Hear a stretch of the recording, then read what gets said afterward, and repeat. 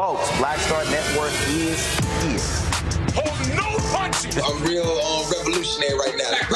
Support this man, Black Media. He makes sure that our stories are told. Thank you for being the voice of Black America, Roland. Stay black. I love y'all. All momentum we have now, we have to keep this going. The video looks phenomenal. See, there's a difference between Black Star Network and Black-owned media and something like CNN. You can't be Black-owned media and be scared. It's time to be smart. Bring your eyeballs home. You dig?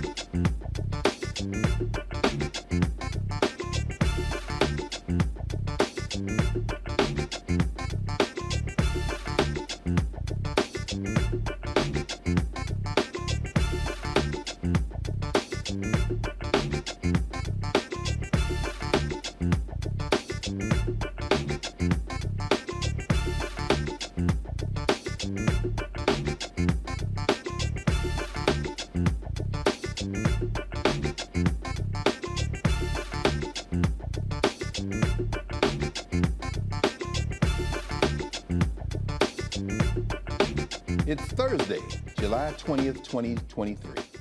I'm Greg Carr, sitting in for Roland tonight.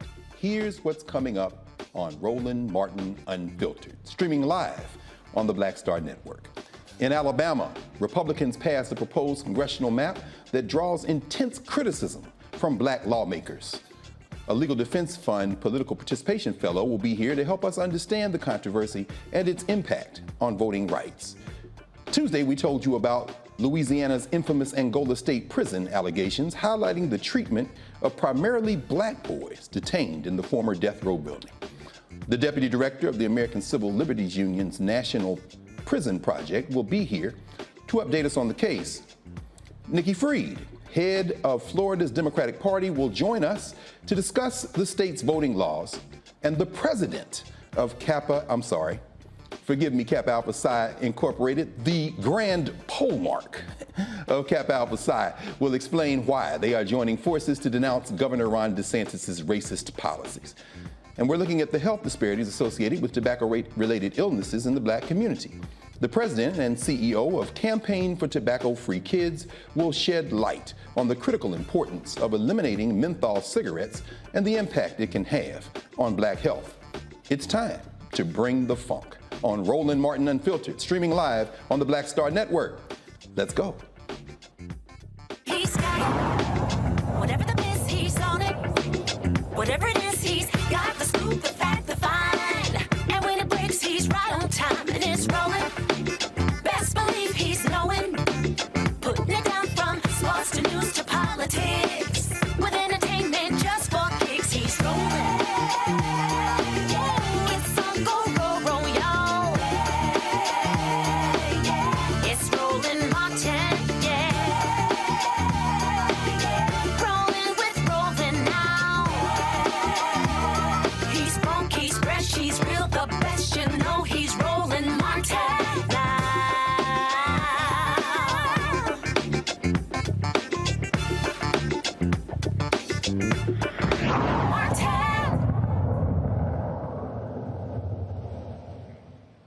Welcome back. In a contentious move, Alabama Republicans advance a proposed congressional map black lawmakers say does not comply with a court order. After the United States Supreme Court ruling, the state had to withdraw the maps to give black voters a more excellent voice in elections. The new map falls short of establishing a second majority black district required by the plaintiffs who won the court case. Instead, the Republican proposal increases the number of black voters in one district, leading to a heated debate on whether it complies with the court's directive. Legal Defense Fund Political Participation Fellow Brittany Carter joins me from New York City to explain if the new maps directly violate the Supreme Court ruling. Thank you for joining us, Ms. Carter. It looks like these folks are determined, aren't they, just to thumb their nose at Allen versus Milliken. What is going on in Alabama, and why would they even try this, Ms. Carter? Right. Thank you so much for having me.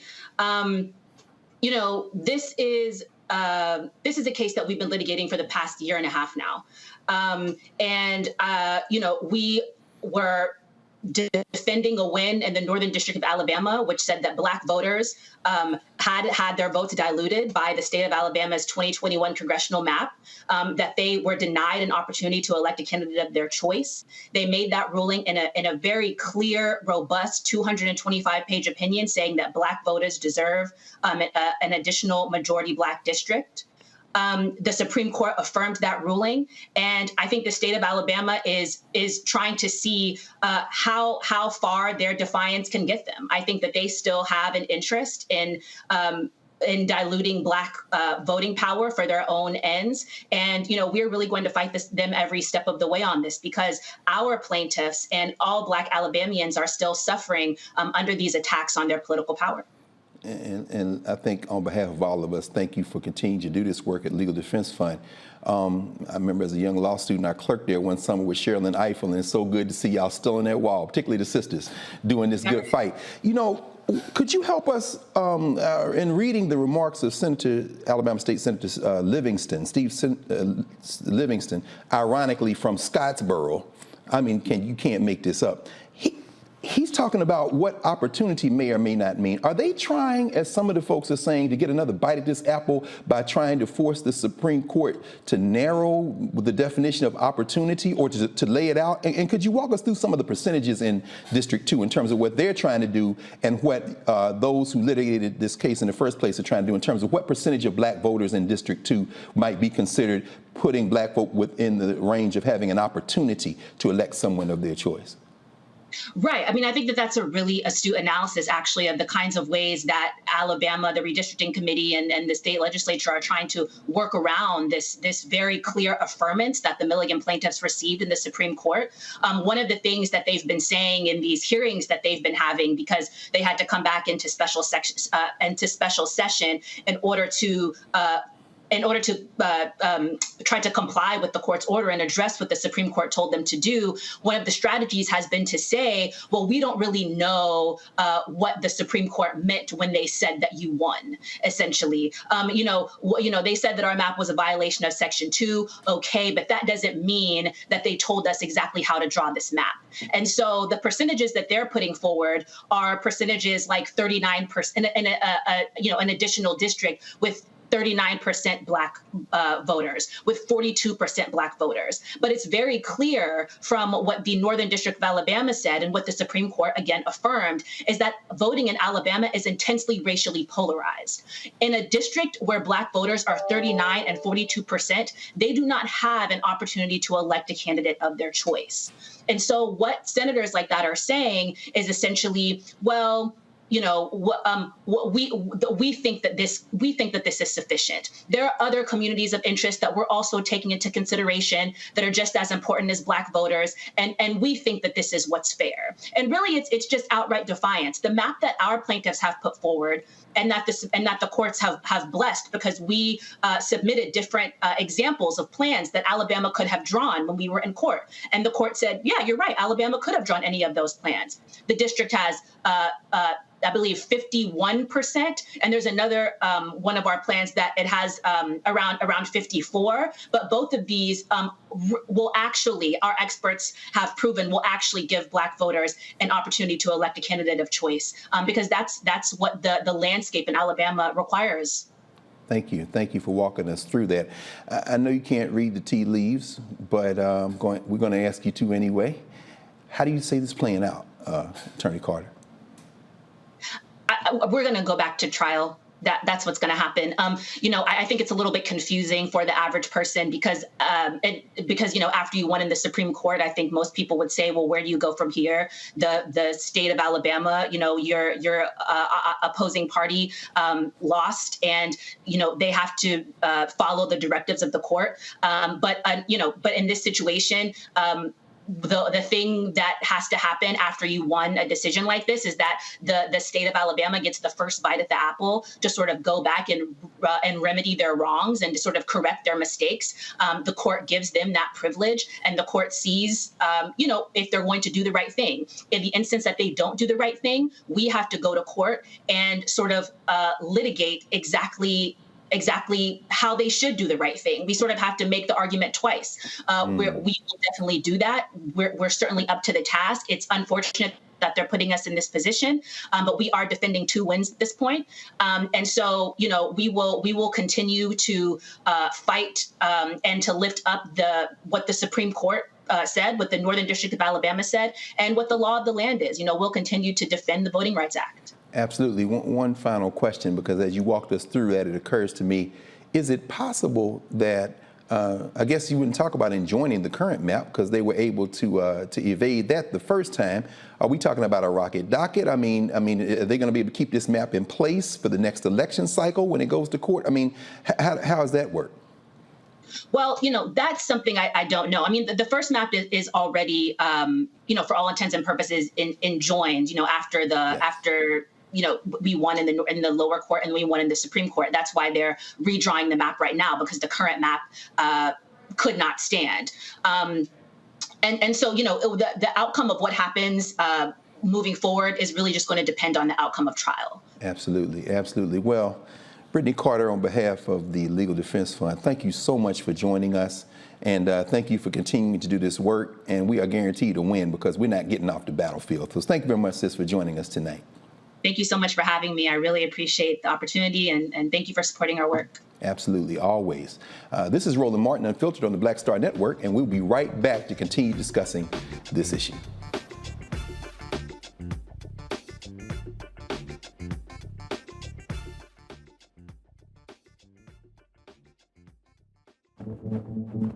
For decades, the tobacco industry has deliberately targeted Black communities and kids with marketing for menthol cigarettes.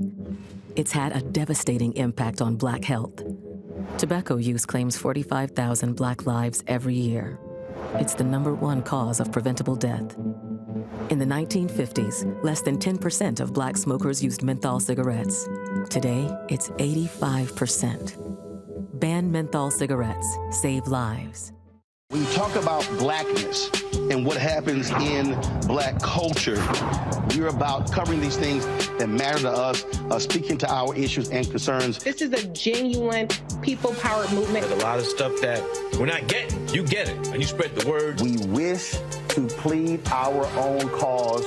Too long have others spoken for us. We cannot tell our own story if we can't pay for it. This is about covering us. Invest in Black-owned media. Your dollars matter. We don't have to keep asking them to cover our stuff. So please support us in what we do, folks. We want to hit 2,000 people, $50 this month, raise $100,000. We're behind 100,000, so we want to hit that. Y'all money makes this possible. Check some money orders. Go to P.O. Box 57196, Washington, D.C. 20037-0196. The Cash App is $RM Unfiltered. PayPal is R Martin Unfiltered. Venmo is RM Unfiltered. Zelle is Roland at RolandSMartin.com. On the next A Balanced Life with Dr. Jackie, we're talking all things mental health and how helping others can help you. We all have moments where we have struggles, and on this week's show, Our guests demonstrate how helping others can also help you. Why you should never stop giving and serving others on a Next, A Balanced Life here on Black Star Network. Hello, I'm Paula J. Parker. Truly proud of the Proud Family, Louder and Prouder on Disney+. And you're watching Roland Martin Unfiltered.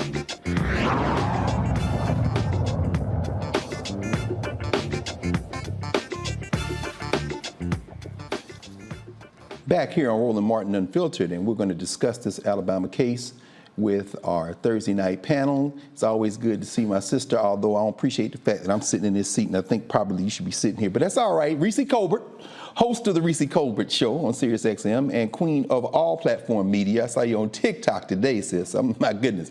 And we're glad to be joined from the state of Florida by Brother Drew Brown, Dr. Drew D. Brown, who is an assistant professor of African American Studies, Sociology, Criminology, and Law down there at the University of Florida. Good to have you, Brother Brown. Reese, I want to start with you. What do you make of this? What's the political play here in Alabama?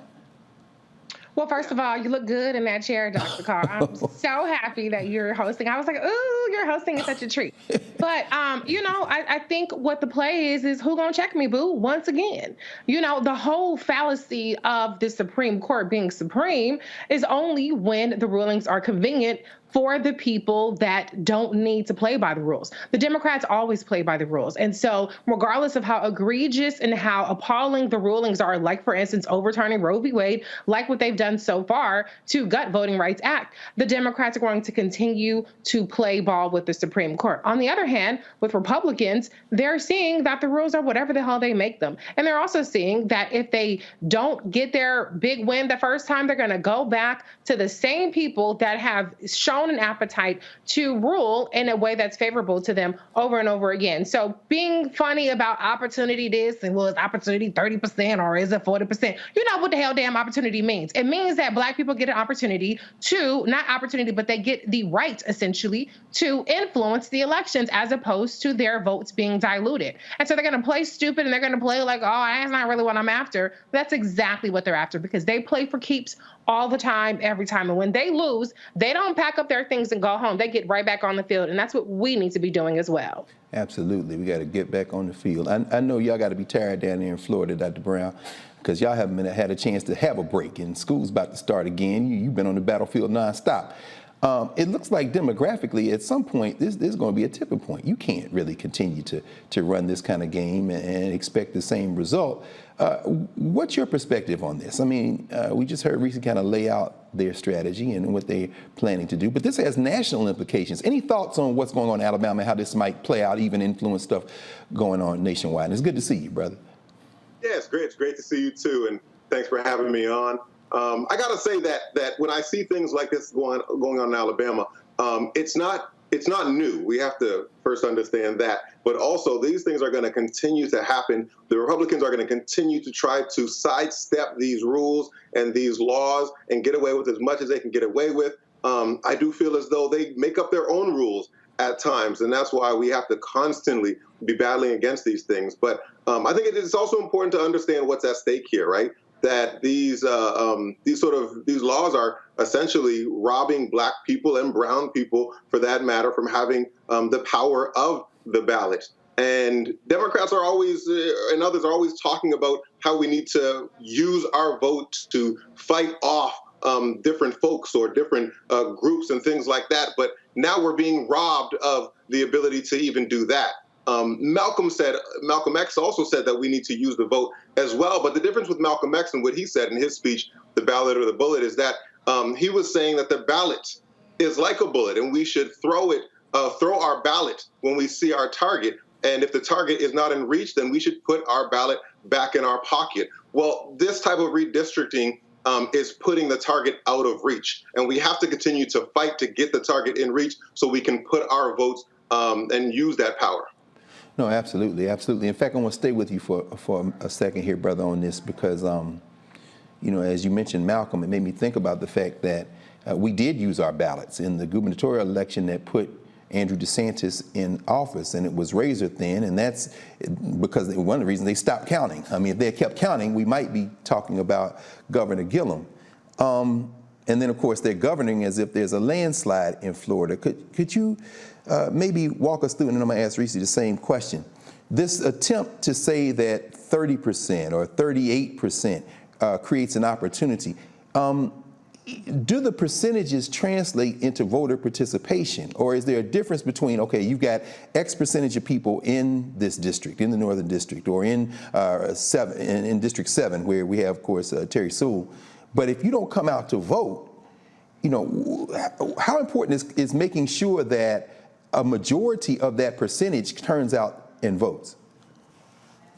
I think it's a tremendous difference. However, we have to understand that this is not the only play that folks are making, right? This redistricting is not the only thing that they're doing. They're also doing other things like voter intimidation, right? Which we'll probably talk about a little later, especially down here in Florida.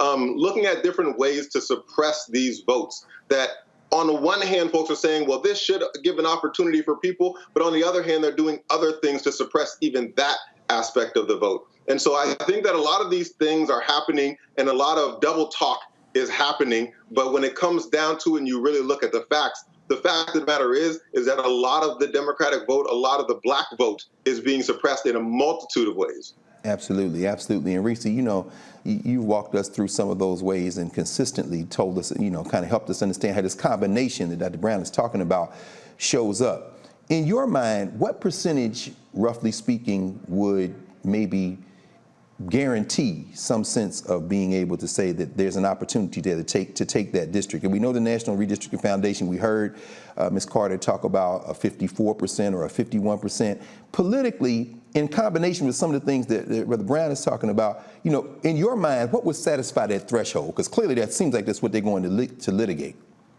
Well, you need at least 50, because to be honest, people don't be voting. You know what I'm saying? I mean, if people activated to our capacity, then sure, 35%, 38% would make the difference. But we know that doesn't happen, in large part because people do recognize that there is voter suppression, in large part because people do not feel like they actually have the power to influence their election. So it's kind of putting the cart before the horse when you are, whatever, however that saying goes, to try to say, well, everybody vote, and then that way you can influence elections, when they've seen for decades now that that's not actually how it happens. And so if you want to guarantee it, then you got to go at least 50%. You know what I'm saying? But what I can guarantee is that whatever percentage that Republicans are putting forward is the percentage that they feel comfortable will not do the trick. So you got to add at least 5, 10, 15 points to whatever the Republicans are starting at, and maybe they're going to try to lowball it, but they really think they'll land at 42%, and that's still not enough.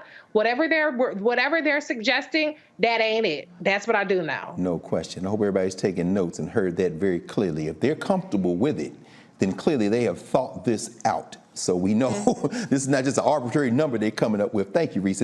That's important. We're going to take a break here and go to our break. And when we come back, we'll pick up on the other side and then continue our conversation of the news of the day here on Roland Martin. Roland Martin Unfiltered will be right back after this break. And you're watching the Black Star Network.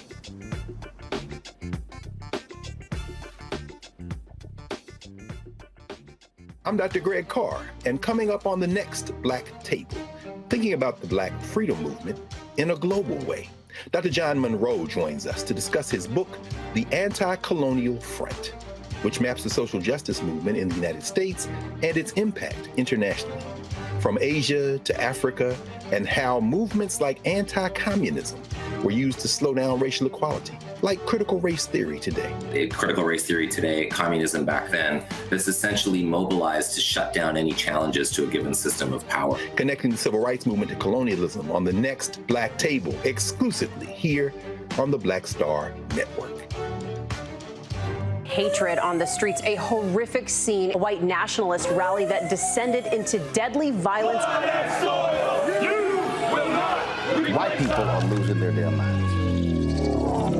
an angry pro-Trump mob storms the U.S. Capitol. We've seen We're about to see the rise of what I call white minority resistance.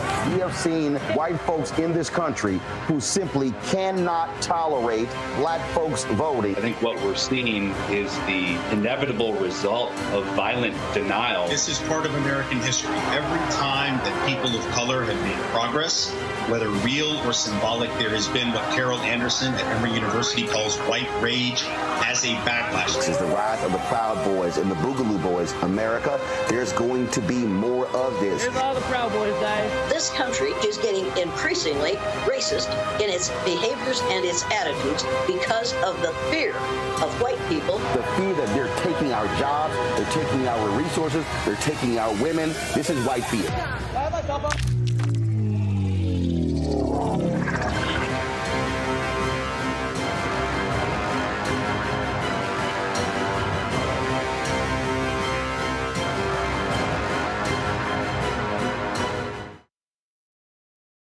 I'm Dr. Greg Carr, and coming up on the next Black Table, thinking about the Black freedom movement in a global way. Dr. John Monroe joins us to discuss his book, The Anti-Colonial Front, which maps the social justice movement in the United States and its impact internationally, from Asia to Africa, and how movements like anti-communism were used to slow down racial equality, like critical race theory today. Critical race theory today, communism back then, that's essentially mobilized to shut down any challenges to a given system of power. Connecting the civil rights movement to colonialism on the next Black Table, exclusively here on the Black Star Network. Me, Sherry Shepard, with Sammy Roman. I'm Dr. Robin B., pharmacist and fitness coach, and you're watching Roland Martin Unfiltered.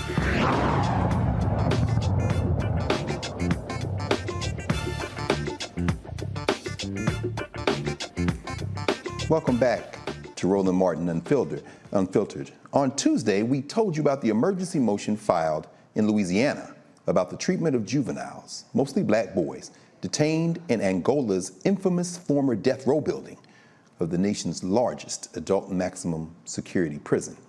The complaint alleges that children are being placed in mandatory solitary confinement for 72 consecutive hours when they arrive, only being released from their cells for a few minutes to shower, I think it's 8 minutes, punishing children with being locked in their cells for over 23 hours, only let out to shower in handcuffs and shackles, being handcuffed and shackled as punishment even when they are allowed to go outside for recreation time.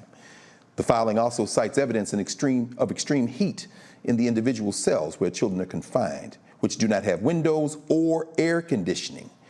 Joining me now is Tammy Gregg, Deputy Director of the American Civil Liberties Union's National Prison Project. Welcome to Roland Martin Unfiltered, Director Gregg. Please give us an update. What is going on? And we know what's going on in Louisiana, but please tell us, how are you all fighting back and how can we help? Please, it's good to see you. Yes. Good evening, and thank you for this opportunity to share the horrific conditions that the children are being confronted with. First of all, I'd like to say that the kids, and I thank you for your segment earlier in the week, but you have one thing that the public needs to remember, that these are children. They haven't been convicted of crimes. They are in crimes that are equivalent to the adult system, where people might be incarcerated in an adult facility like Angola. They belong in their homes, or they belong in juvenile justice secure facilities where they're being provided with education, where they're being provided with rehabilitation, and they're being provided with treatment and services. These are all promises that the state made to these kids. They made to their parents when they took possession of them, and they made to this court almost a year ago.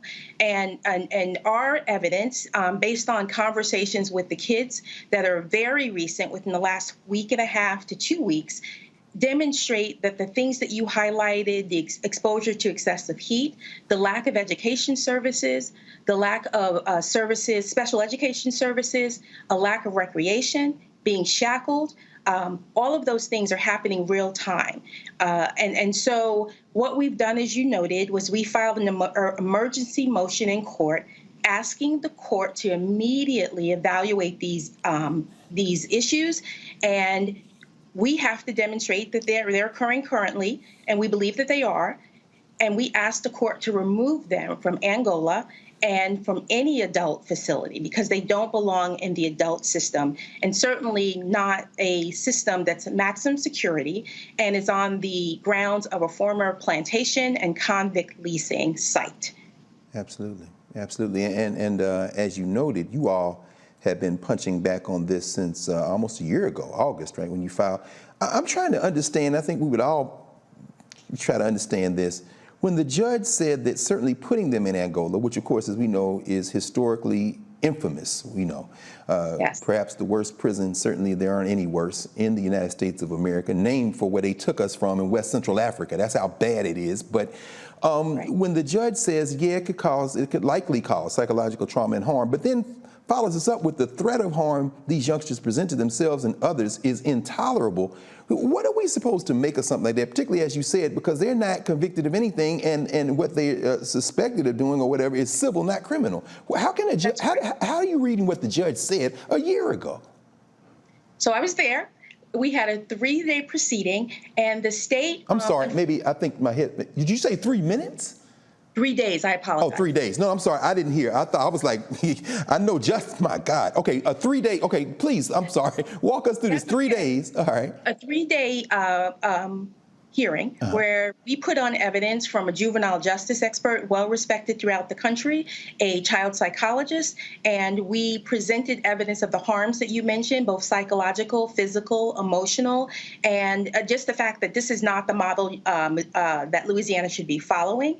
And the state did a really good job of showing pictures that were not attributed to any individual, but showing property damage. They talked about escapes and elopements of the children, and they said that these children essentially were incorrigible, and they were disrupting the services they were providing to the other kids in the juvenile detention setting.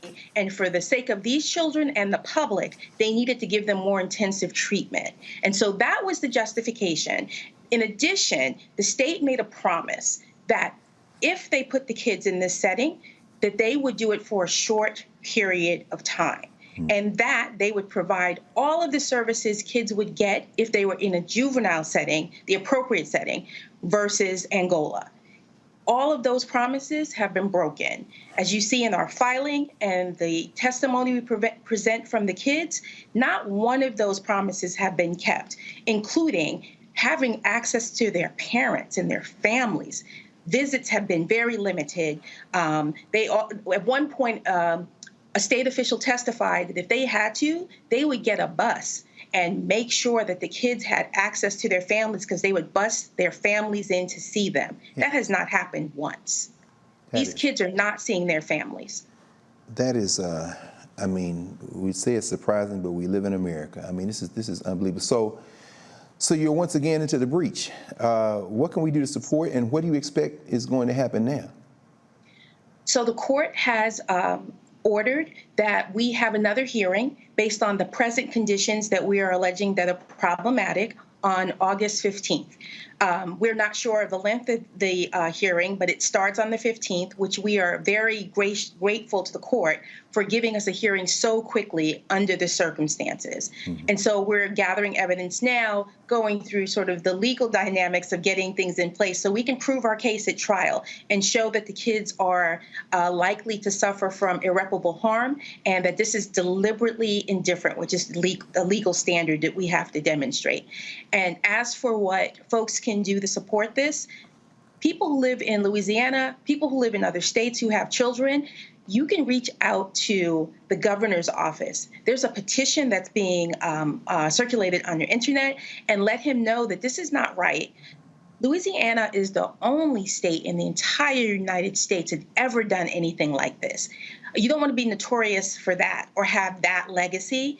You're already dealing with a state that is failing families and children through the low educational opportunities and achievement, the severe poverty rate in the country. It's one of the lowest. All of these statistics are amplified when we're talking about Black and brown children. And so it's already a travesty. It's already a legacy that I would hope no one would like to have as an elected official, that actually should pledge instead to provide services to these kids, to give them the best opportunity to achieve and be healthy, producing adults. Absolutely. Tammy Gregg, Deputy Director of the American Civil Liberties Union National Prison Project. We can't thank you enough for not only your service, but for fighting this ongoing fight. And Roland's going to continue to follow up on this, so we'll be asking you back, I'm sure, soon for updates. Thank you, and thank you for helping us understand how we can get involved as well. Thank you so much. I appreciate the opportunity. Absolutely, absolutely. Let's go to our panel for a moment. Dr. Brown, I'll start with you because one of your areas of expertise and scholarship is in criminology. What do you make of this, brother?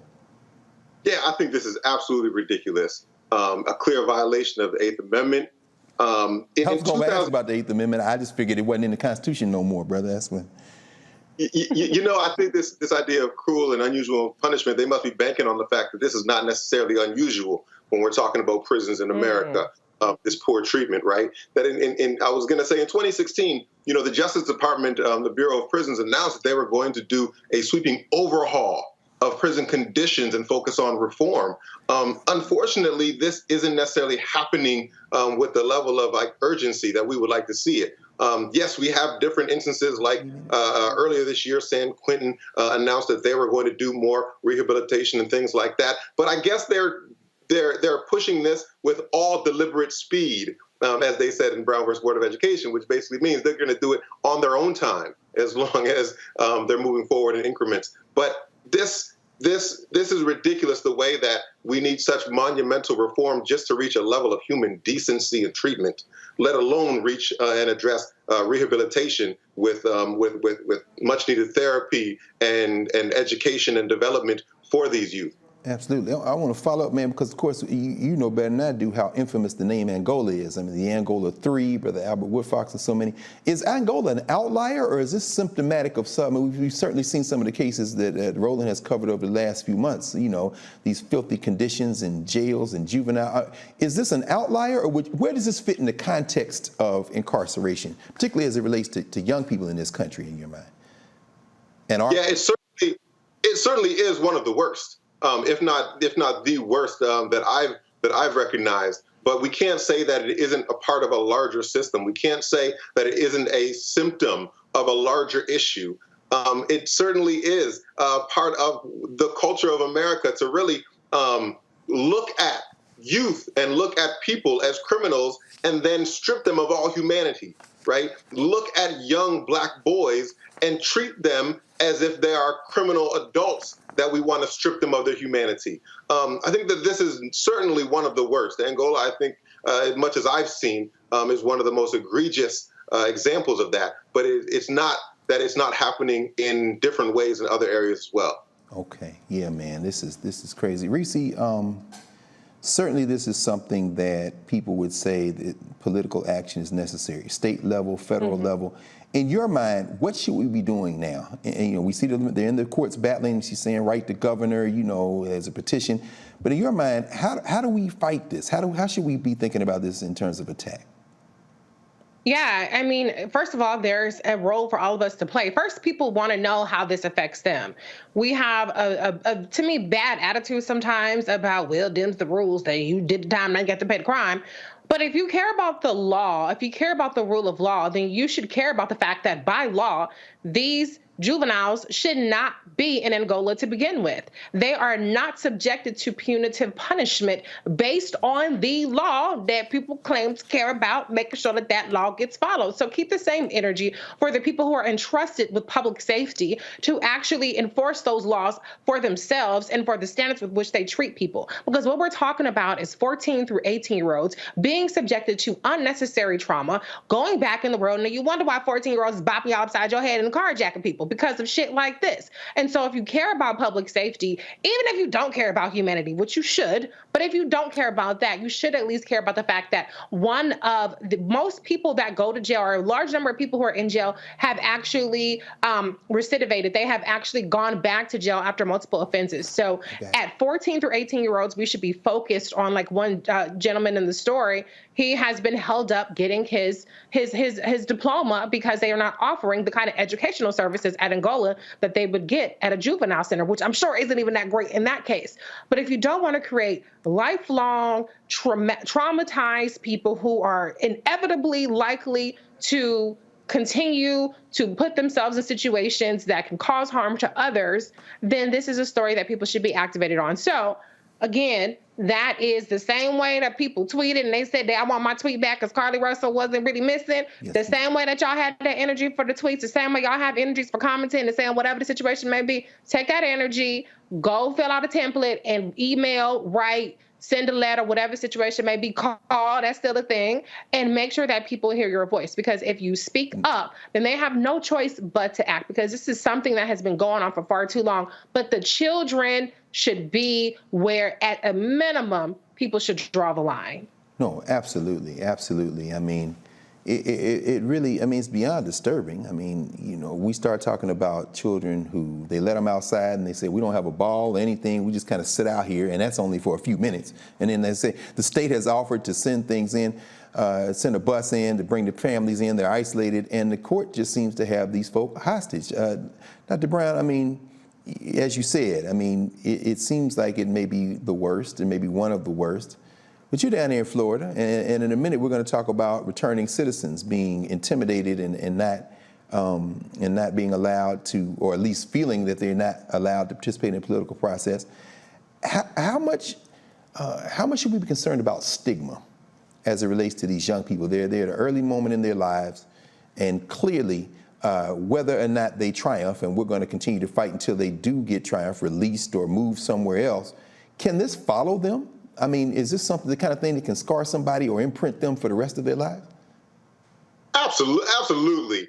I feel like I'm traumatized just listening to the stories about these young Black boys, right? These teenage boys, that it really does bring me back to my teenage years and some of the things that I went through. And so hearing those stories now, going through it, of course they're going to have some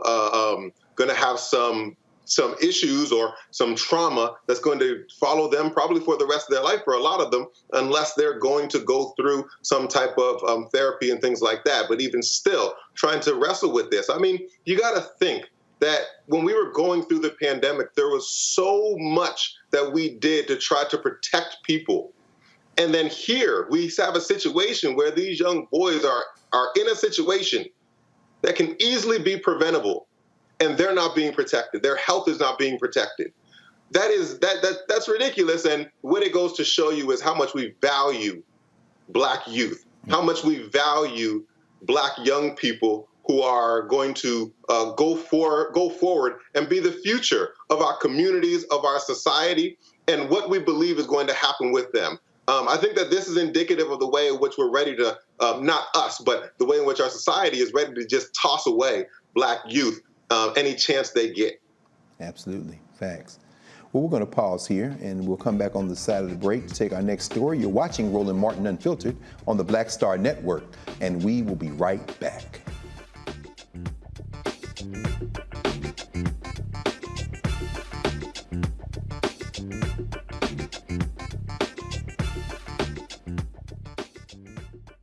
Next on The Frequency with me, Dee Barnes, actress, writer, and advocate Redrawn Chong is here to discuss her childhood and break down her life in Hollywood, a show you don't want to miss. Well, even at my peak when I was getting a lot of stuff, as soon as I was working a ton, I heard people whispering, oh, we don't want to pay her because we're giving her a break.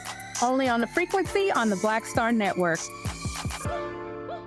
On the next Get Wealthy with me, Deborah Owens, America's Wealth Coach, Dexter Jenkins is a faith-based financial mentor with more than 20 years in the financial services industry.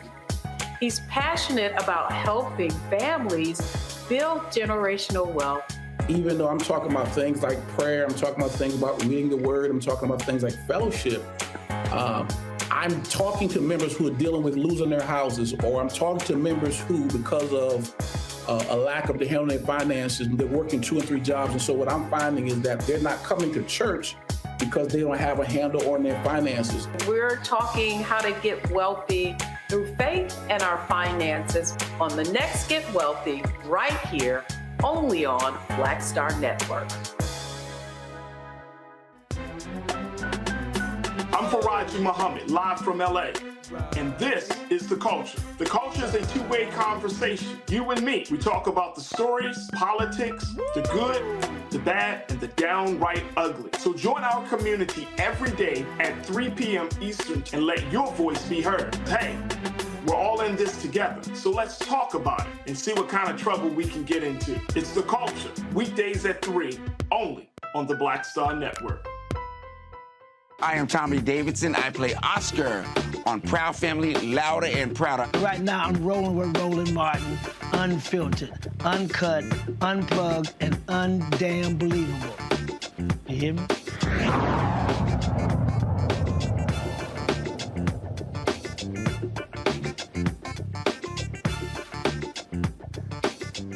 Welcome back to Roland Martin Unfiltered here on the Black Star Network. During today's House of Representatives subcommittee hearing on the weaponization of the United States government, United States Virgin Islands Representative Stacey Plaskett blasted House Republicans for giving a platform to presidential candidate and vaccine conspiracy theorist Robert Fitzgerald Kennedy Jr. I know that we talked earlier about a post that Mr. Kennedy had at the beginning of the Biden administration. I just want the record to reflect that that post has not been taken down. So I'm wondering about the extent of censorship when the post is still there. But more importantly, again, I go back to just the fact that we are creating a platform for this kind of discussion, not about the censorship, not about free speech, but the content of some of that speech that we are amplifying in this room. I'm appalled and just so troubled by colleagues that I have to work with, that these are individuals who would bring a witness who's promoted a video that compared the COVID vaccine to the Tuskegee trials. The Tuskegee trials were a very difficult time in Black America where individuals who were already sick with a disease were then reviewed, experimented on who already had a disease to see how far that disease went. And making the comparison that manipulates and preys on Black people's feelings about the atrocities of the past in order to prevent them from seeking life-saving vaccines in the present. And knowing that this is dangerous, I cannot also be unaware that this comes from an individual who, by Mr. Roy's introduction, is very smart and understands the implications of this. You know, Mr. Kennedy's own family decries his stance on vaccines, and families disagree on a lot of things. I got family members that, we all disagree, so that doesn't mean anything. But the fact that he has famously sent a request to a party guest that they had to be vaccinated to come to his party. And I'd like to introduce into the record a letter from Louis Silkin, a law firm representing Mr. Kennedy, which states, as he has stated repeatedly, he vaccinated all his children, and I'd like that to be introduced into the record, but tells the Black community and myself, a mother of 5 Black children, that I should really be careful and not necessarily have the same safeguards to protect my family, my children, from a virus that has killed millions of people because I'm Black. There's no secret that this is an amplification of his own platform. I'm not going to talk about the money that's received from the Children's Health Defense, from his anti-vaccine organization that's responsible for a majority of the false information out there about COVID, and the notoriety that's gained from it by manipulating Black and other vulnerable communities to propagate these pseudosciences. Congresswoman Stacey Plaskett, who has done yeoman's duty on this subcommittee. Of course, she would not go unchallenged, even as she has lived rent-free in the head of the next speaker you will hear, the pride of Troy, Ohio, from the 4th Congressional District, Subcommittee Chairman, and a lot of other things, Jim Jordan, who invited Robert Kennedy Jr. and other witnesses to testify about the supposed censorship of various views by tech companies and the federal government. While Plaskett criticized Kennedy's remarks about COVID-19 being ethnically targeted and a Tuskegee experiment comparison, as we heard, here is how Kennedy responded to Plaskett. I'd like to just respond briefly to some of the, what I would call defamations that have been just applied to me by the ranking member. I'm happy to talk to you about my opinions on these issues, what you have stated and tried to associate me with through guilt by association is simply inaccurate. Virtually everything, every statement that you just made about me is inaccurate. I have never advised Black Americans not to receive vaccines.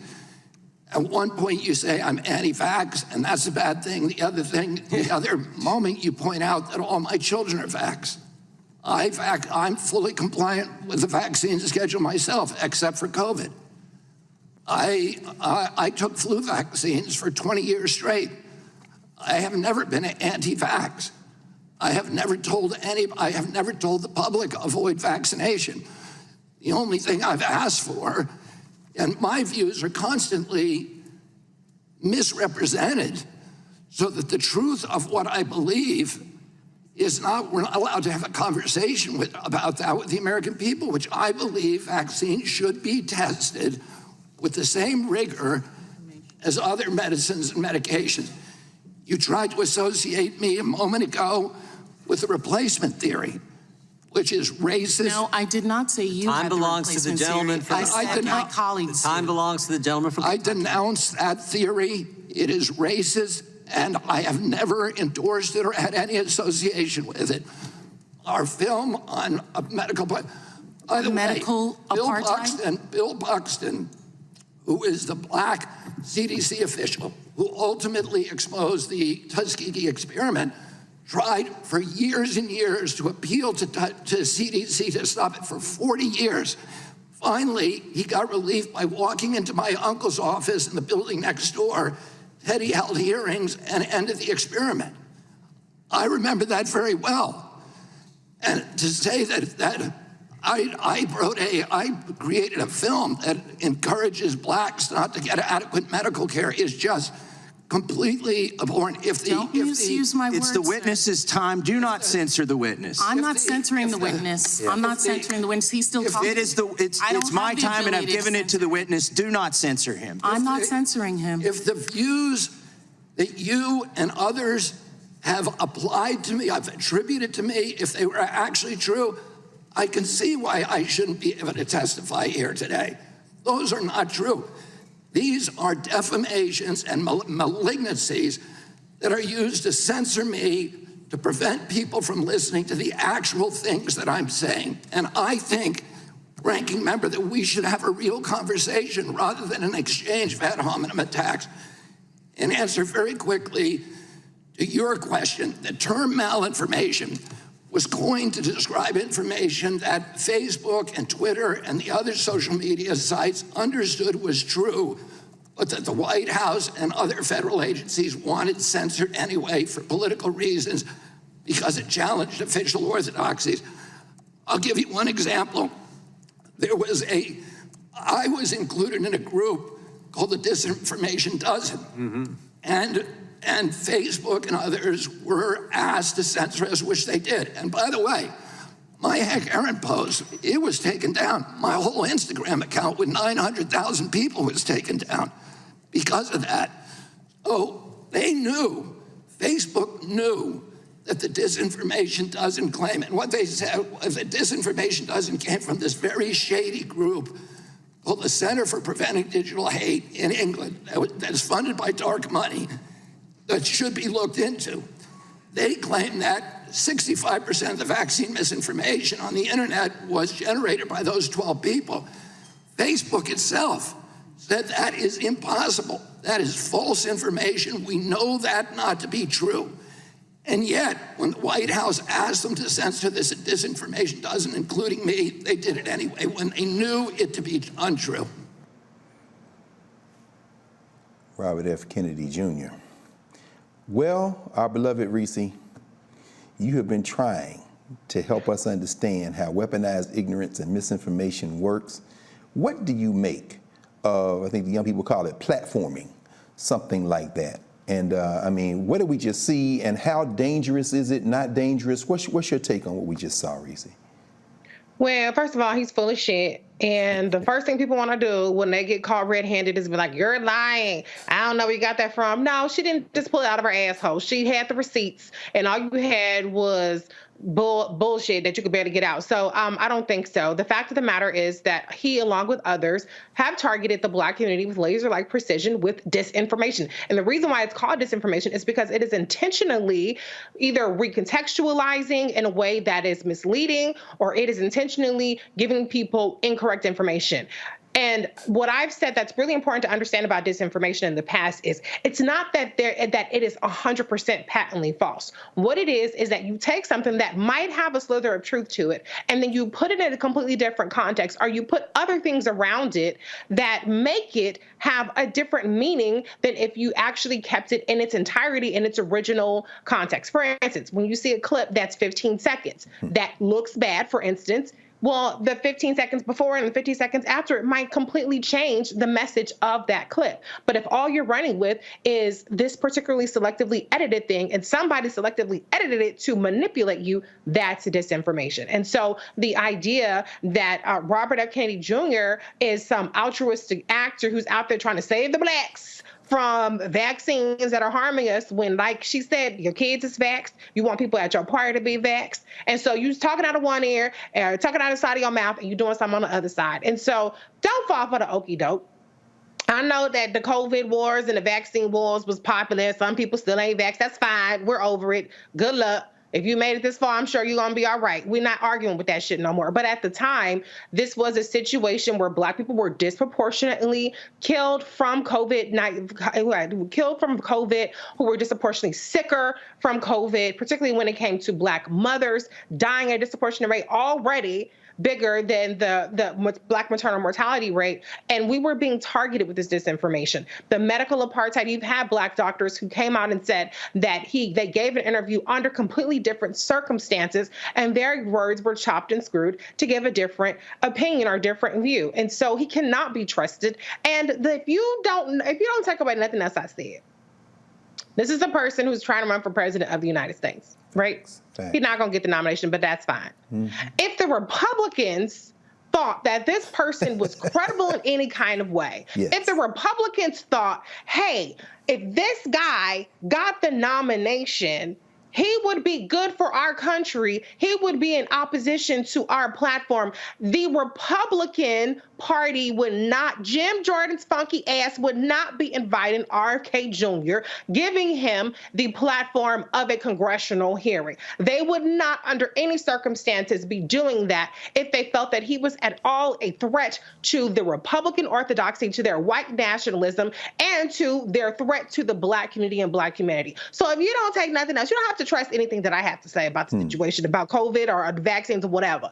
But do you trust the Republicans? Do you think that the Republicans are platforming a person that is in your best interest as opposed to in their best interest? Absolutely. We're going to go to break in a second, but I want to see if I could just squeeze in maybe a minute for Dr. Brown, because you are, sir, in a state where I think we were all sending prayers to Florida, because they damn sure tried not to even close down for a split second. I know we had a lot of students running down there for spring break and everything else. How dangerous is this, brother? I mean, and as Reese said, for people say, well, I made it through and I'm not sick.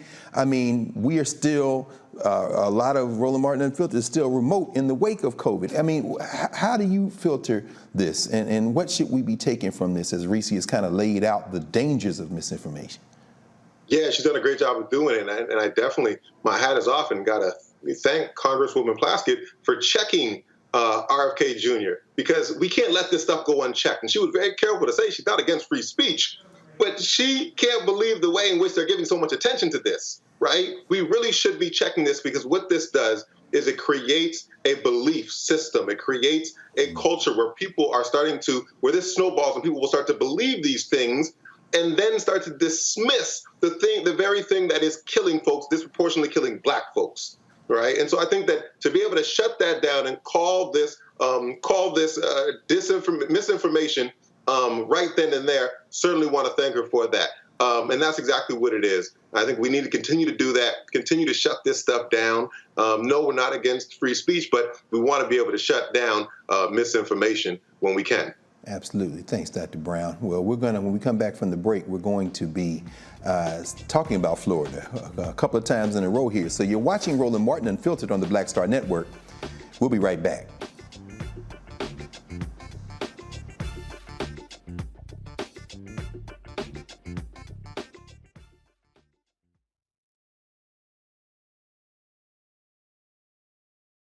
Hatred on the streets, a horrific scene, a white nationalist rally that descended into deadly violence.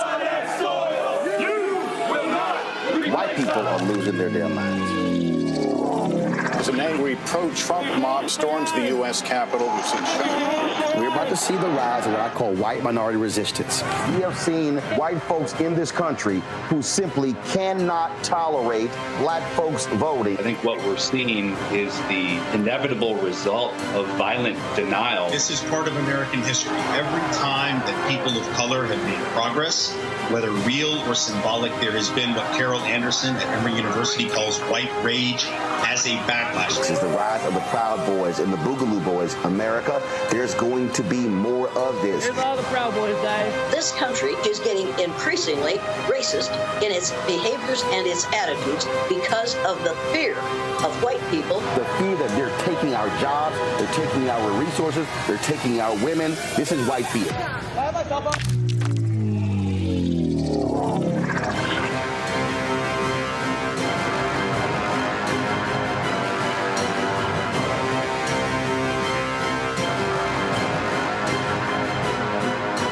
When you talk about blackness and what happens in Black culture, we're about covering these things that matter to us, speaking to our issues and concerns. This is a genuine people-powered movement. There's a lot of stuff that we're not getting. You get it, and you spread the word. We wish to plead our own cause. Too long have others spoken for us. We cannot tell our own story if we can't pay for it. This is about covering us. Invest in Black-owned media. Your dollars matter. We don't have to keep asking them to cover our stuff. So please support us in what we do, folks. We want to hit 2,000 people, $50 this month, raise $100,000. We're behind $100,000, so we want to hit that. Y'all money makes this possible. Check some money orders. Go to P.O. Box 57196, Washington, D.C. 20037-0196.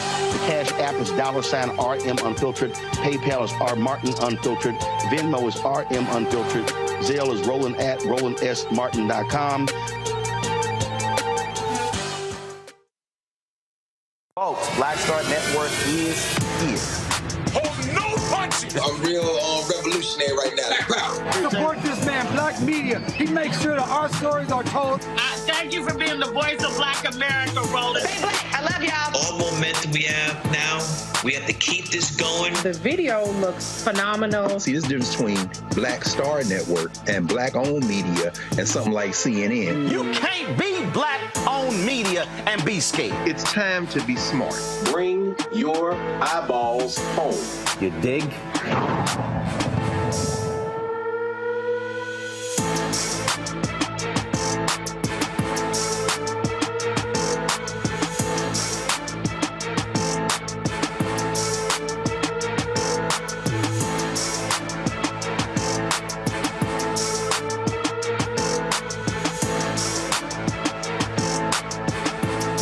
Farquhar, executive producer of Proud Family. Bruce Smith, creator and executive producer of The Proud Family, Louder and Prouder. And you're watching Roland Martin Unfiltered.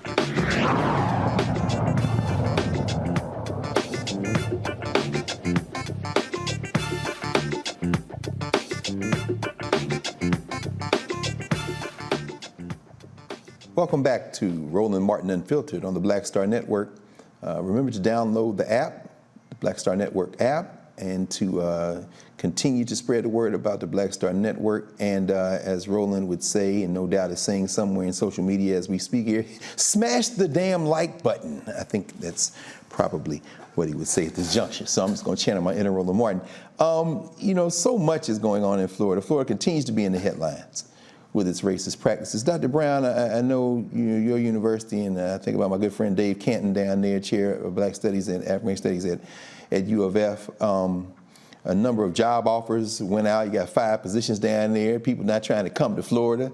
I see now something very similar is happening in Texas. Certainly, Roland's covering, of course, what's happening in Texas A&M. Any thoughts on the climate generally in Florida as we begin to turn toward discussing everything from voting rights to reinstating the rights of our returning citizens to the lawsuits that are currently being filed? I mean, give us a temperature check to the degree that you can there in the Sunshine State. Yeah, I can tell you there's so much going on down here. And the folks that are engaged in it are having to sort of juggle all of these things at the same time because there's so many things that are happening. I do feel like when it comes to the climate down here that I wish there was more.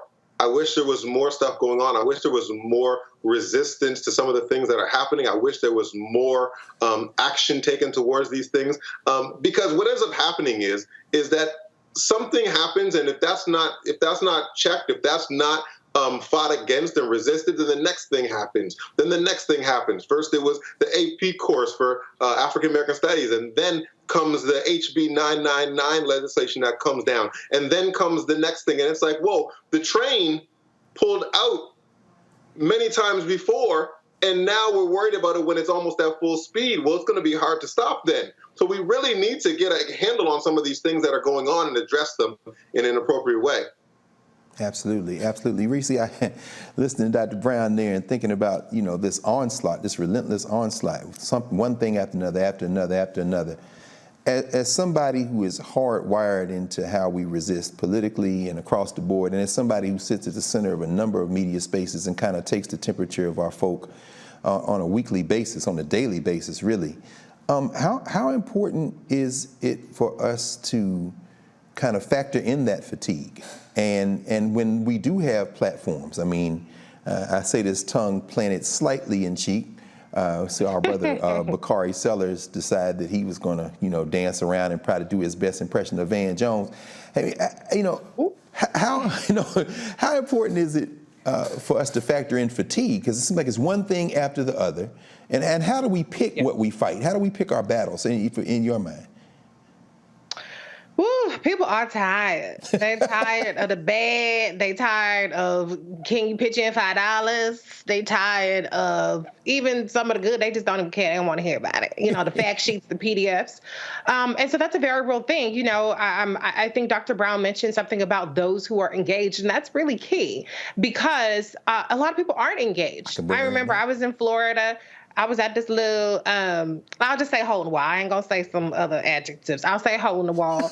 And it was a predominantly white crowd. And I noticed that them people don't give a damn about, what Ron DeSantis is talking about, or even what Trump is talking about. They just up in there getting their little $4 bills, singing Journey or whatever situation. I don't recognize all of the songs because I don't listen to that kind of music. But they're just living their life. And so seeing that, it really brought home to me how there are people that are just out there getting by. They're not checked in. They're not engaged. Whatever's happening, they don't feel like it moves the needle in their personal life beyond the fact that they just want to go get a beer on Saturday with their friends. Okay. And so how do you connect to those people?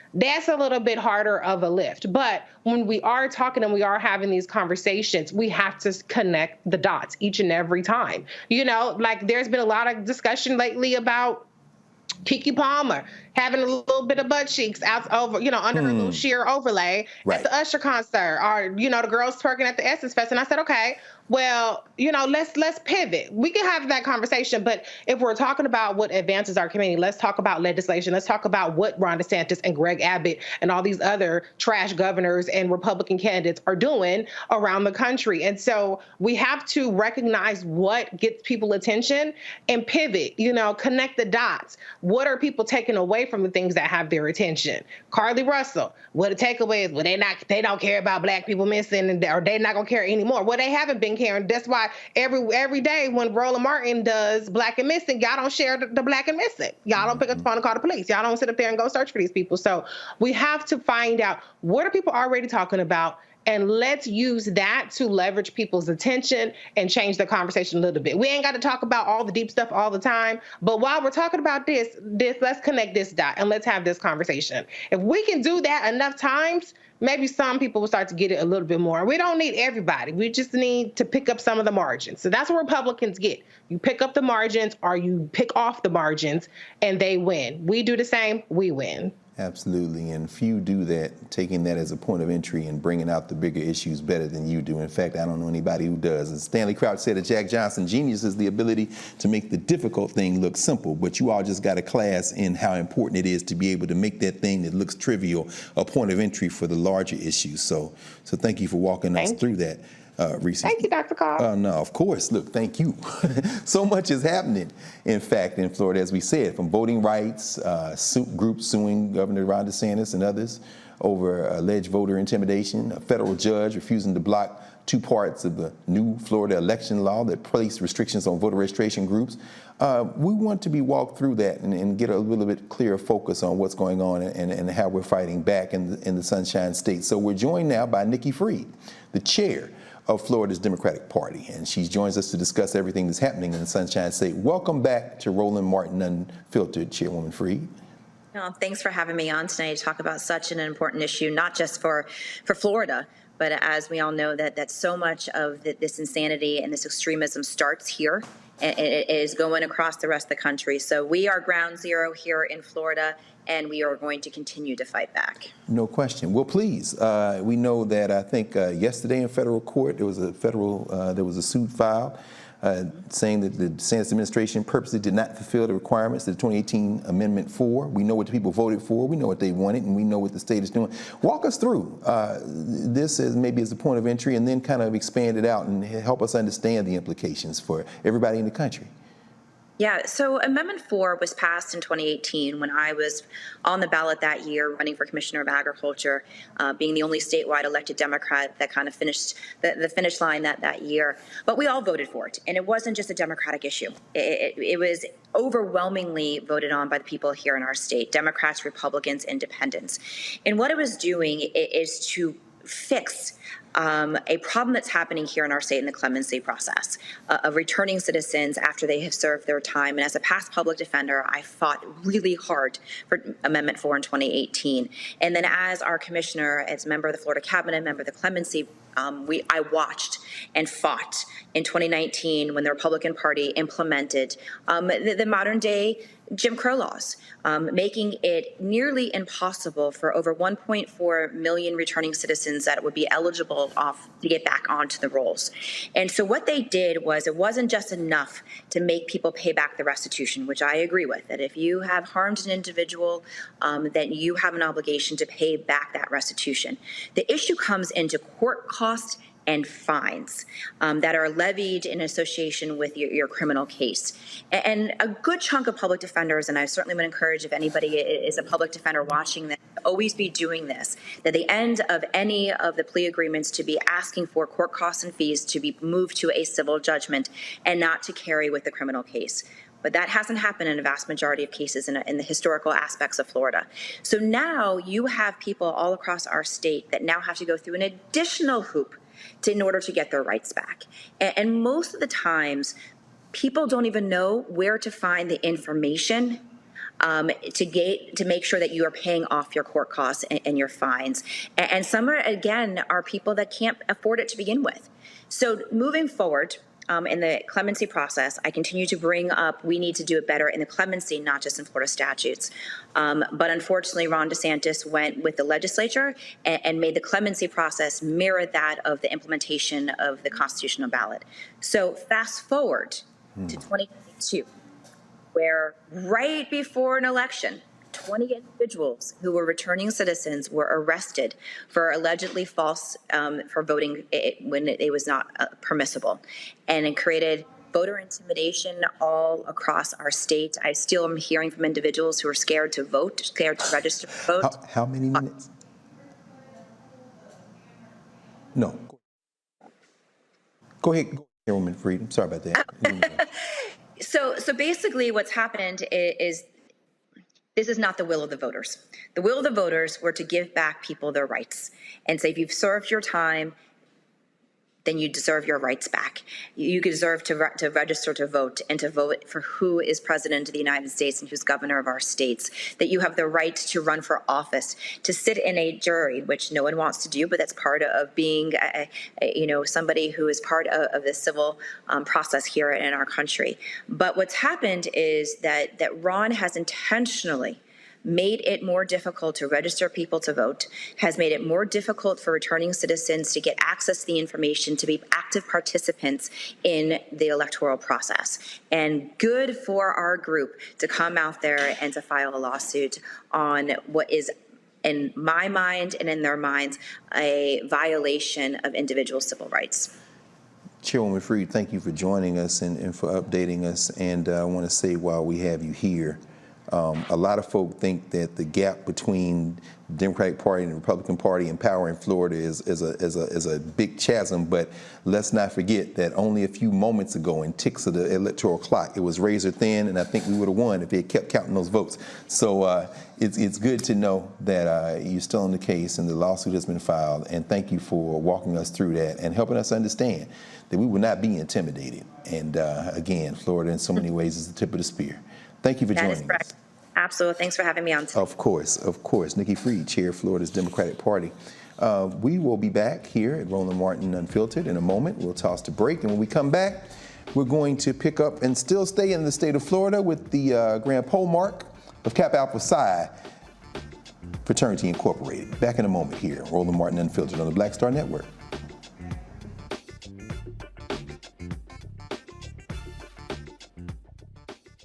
My early days on the road, I've learned, well, first of all, as a musician, I studied not only piano, but I was also drummer and percussion. I was all city percussion as well, so I was one of the best in the city on percussion. There you go. Also studied trumpet, cello, violin, and bass, and any other instrument I could get my hand on. And with that study, I'd learned again what was for me. I learned what it meant to do what the instruments in the orchestra meant to each other in the relationships. Right. So that prepared me to be a leader. That prepared me to lead orchestras and to conduct orchestras. That prepared me to know to be a leader of men, they have to respect you and know that you know the music. You have to be the teacher of the music. You have to know the music better than anybody. There you go. Right, so you can't walk in unprepared.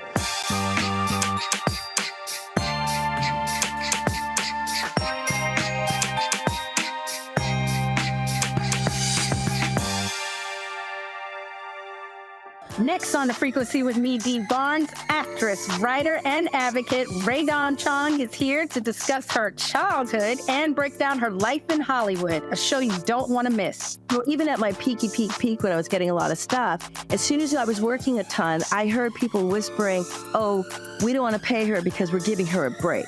Only on The Frequency on the Black Star Network. I'm Faraji Muhammad, live from LA. And this is The Culture. The Culture is a two-way conversation. You and me. We talk about the stories, politics, the good, the bad, and the downright ugly. So join our community every day at 3 p.m. Eastern and let your voice be heard. Hey, we're all in this together. So let's talk about it and see what kind of trouble we can get into. It's The Culture, weekdays at 3, only on the Black Star Network. This is Essence Atkins. Mr. Love King of R&B, Raheem Devon. It's me, Sherry Shepard, and you know what you watch. You're watching Roland Martin, Unfiltered.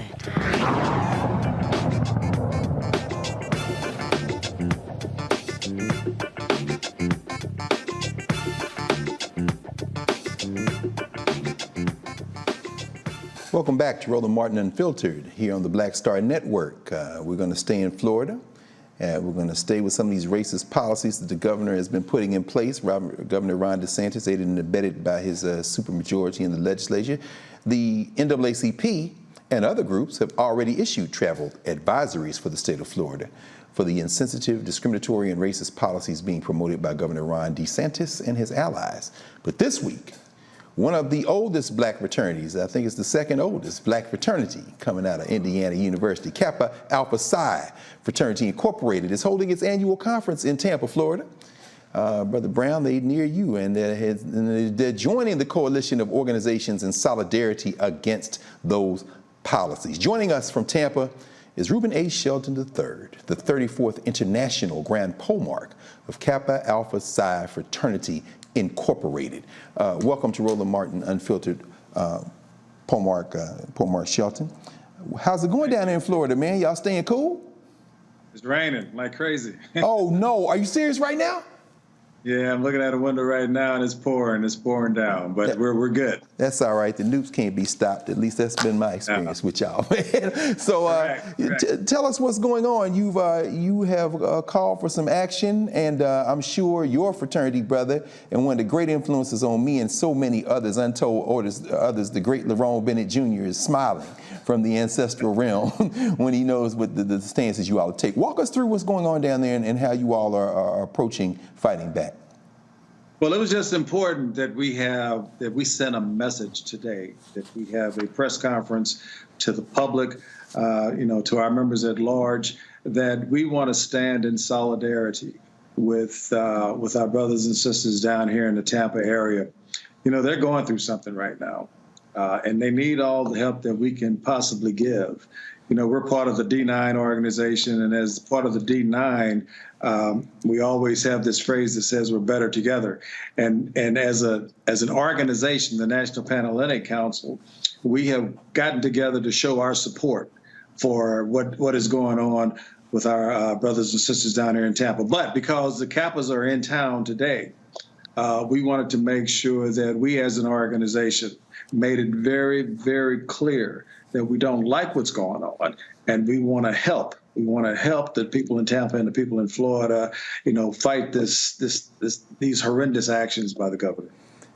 Absolutely. I want to go to our panel so we can get some folk in the conversation, including somebody that's not too far from where you all are right now. Dr. Brown, particularly given what's going on with the advanced placement course, we've seen some of that here in the District of Columbia area. Some of the teachers who are going to teach next fall were actually here last week for the College Board's intensive to really grapple with the case. Any questions you have for Polemarch Shelton as we're thinking about what the stand that Kappa has taken?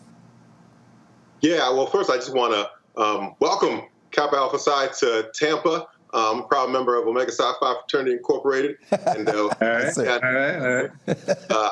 know our grand boss Ricky Lewis was down here.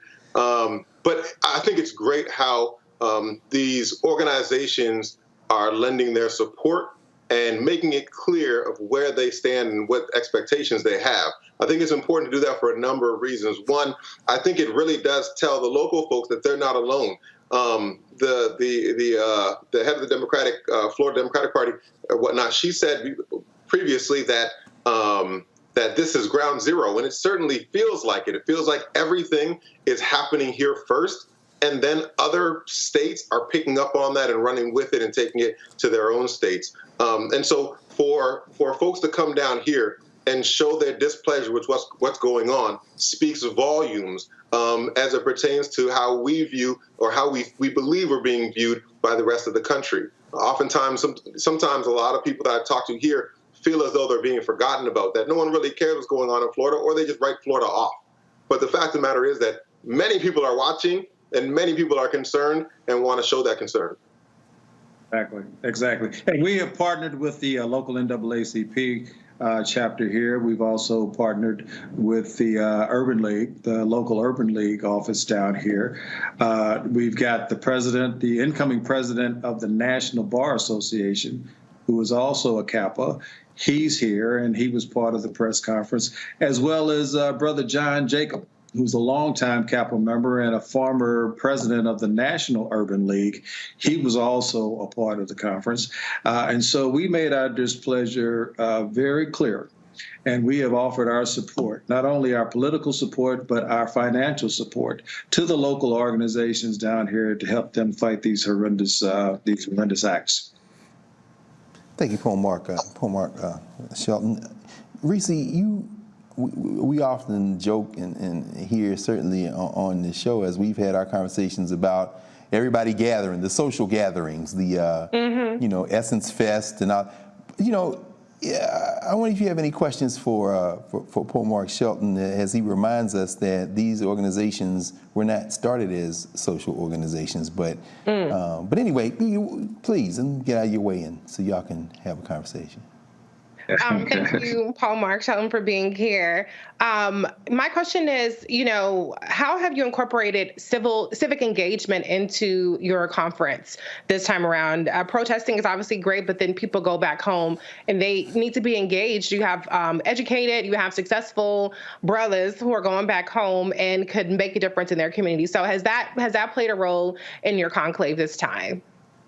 Oh, absolutely. I mean, we have very strong, successful brothers right here in Florida. And right here in the Tampa area, Brother Les Miller was the longtime chairman of the Tampa City Council. And, we're not just talking the talk and then going home. Again, we're also going to support financially and politically, but we've got strong chapters here in Florida, Orlando, Miami, here in Tampa, Fort Myers. I mean, we're all over the state of Florida, and we are committed through our local chapters to do whatever it takes to help fight these actions. And the local chapters will have the full support of the grand chapter and all of our chapters over the world, and we are literally all over the world. But I mean, we're engaged in this. And I told my brothers today that we're not just paying lip service. We're not just doing this as a photo op or a media hype.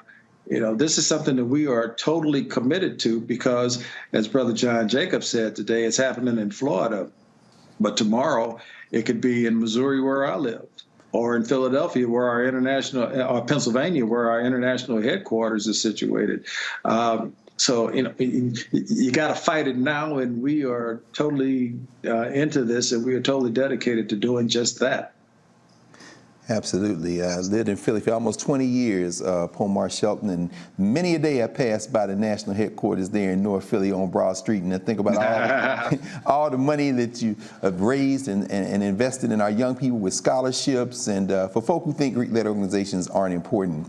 There's a reason why Ketanji Brown Jackson was sworn into Delta today. We're far from irrelevant these days, and I say that as a son of Alpha. But Alpha and Kappa, of course, on historically white colleges, but Kappa Alpha Psi is setting an example for all the rest of us in the D9. So thank you for joining us and for taking just a minute out of your time.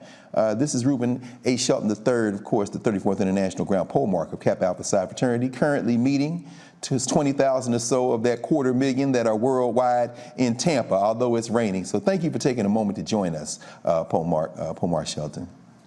Thank you for having me. I truly appreciate it. Of course, brother, of course. We're very happy to have been joined. Again, you're only going to see this on Roland Martin Unfiltered. You're only going to see this kind of coverage and this kind of conversation. And right now you're watching Roland Martin Unfiltered on the Black Star Network. We'll be right back after this break.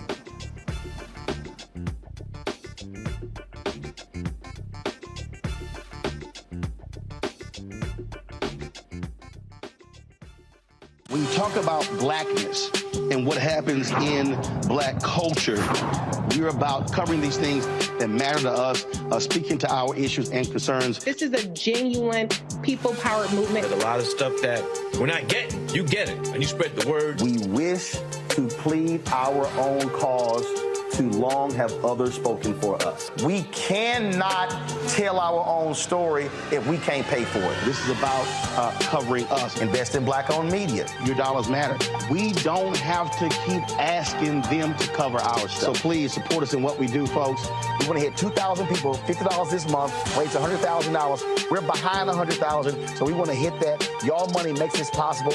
Check some money orders. Go to P.O. Box 57196, Washington, D.C. 20037-0196. The Cash App is $RM Unfiltered. PayPal is R Martin Unfiltered. Venmo is RM Unfiltered. Zelle is roland@rolandsmartin.com. Hatred on the streets, a horrific scene, a white nationalist rally that descended into deadly violence. White people are losing their damn minds. As an angry pro-Trump mob storms the U.S. Capitol, we've seen shooting. We're about to see the rise of what I call white minority resistance.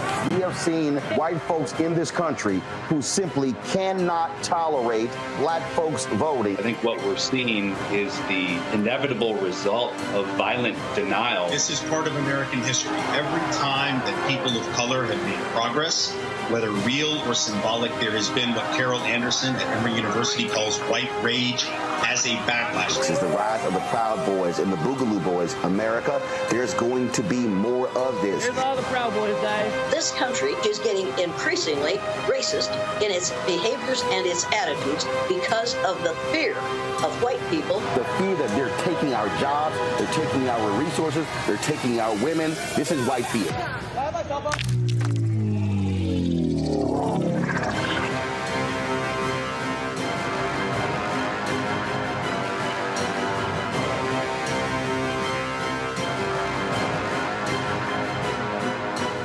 It's John Murray, the executive producer of the new Sherry Shepherd Talk Show. This is your boy, Earthquake. And you're tuned in to Roland Martin, Unfiltered.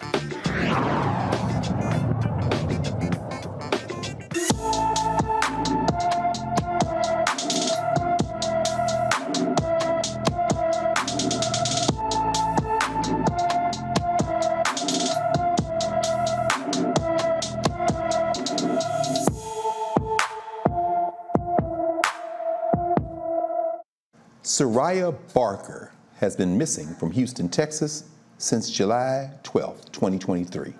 The 17-year-old is 5 feet, 7 inches tall, weighs 120 pounds with brown hair and brown eyes. Anyone with information about Soraya Barker is urged to call the Harris County, Texas Sheriff's Office at 713-221-6000. That's 713-221-6000. Let's go to the Magnolia State, Mississippi, where its Legislative Black Caucus wants everyone in Rankin County Sheriff's Department involved in the severe police brutality case to be charged. Let's look at the letter here. The black lawmakers sent a letter to State Attorney General Lynn Fitch, to demand action against all those who played a part in the vicious assault against Michael Corey Jenkins and Eddie Terrell Parker. The letter in part says, the Mississippi Legislative Black Caucus, the representative voice of over 1.3 million African Americans and people of color in the state of Mississippi, requests the indictment of all members of the Rankin County Sheriff's Department involved in the brutal torture and assault of Mr. Michael Corey Jenkins and Mr. Eddie Terrell Parker. All parties responsible for these heinous crimes should be held accountable for their actions and should be prosecuted to the fullest extent of the law. For transparency, we urge you to take action and immediately release the investigative findings related to this incident. Jenkins alleged that the deputies placed a gun in his mouth, fired it, and attempted to assault him and Parker with a sex toy during a 2-hour interrogation for suspicion of distribution of drugs. The Department of Justice is investigating the case. We'll continue on now to the Senate Judiciary Committee here in D.C., which approves a new ethics code for the Supreme Court following reports of justices' interactions with wealthy donors. Really? There's gambling? Gambling going on. The line from Casablanca. The legislation imposes new ethics rules on the court, including new standards for transparency around recusals, gifts, and potential conflicts of interest. While Democrats have pushed for the legislation, Republicans are vehemently opposed, arguing that it could, quote, destroy the high court, really. Even though it has little chance of passing the Senate, Democrats say enforceable standards on the court are necessary. The bill would mandate a new Supreme Court, quote, code of conduct, end quote, with a process for adjudicating the policy modeled on lower courts that do have ethics codes. It would also improve transparency around gifts received by justices and set up a process to investigate and enforce violations. Oh, Lord, let's go to my home. Well, no, is it my home state? I don't know. Country Music Television is removing country singer Jason Aldean's song, Try That in a Small Town, from its rotation amidst growing backlash. The song, which contains violent news footage and provocative lyrics, sparked controversy and accusations of promoting violence. Many celebrities and musicians are calling him out. The View's Sonny Hostin explains why Aldean's video choices were intentional. Him the benefit of the doubt, and I'm pleased that you are, and I'm pleased that you are. You do agree that he should be allowed to say whatever he wants. Because as a lawyer, when I put my legal hat on, I don't believe in censorship. Right. However, this man is from Macon, Georgia. My father's from Augusta, Georgia, and Macon, Georgia. I spent many summers there. Yeah, both. I spent many summers there. It is one of the most racist places in this country. So don't tell me that he knew nothing about what that imagery meant and what he. So I don't give him the benefit. But I'm saying, along with him, more people should also be held accountable. The other thing is that what was evoked for me, which was, you know, you're not going to get out of this town, are those sundown don't let the sun areas go down on your ass. Because there were times when black people, my mother's in the audience today, thank you for coming.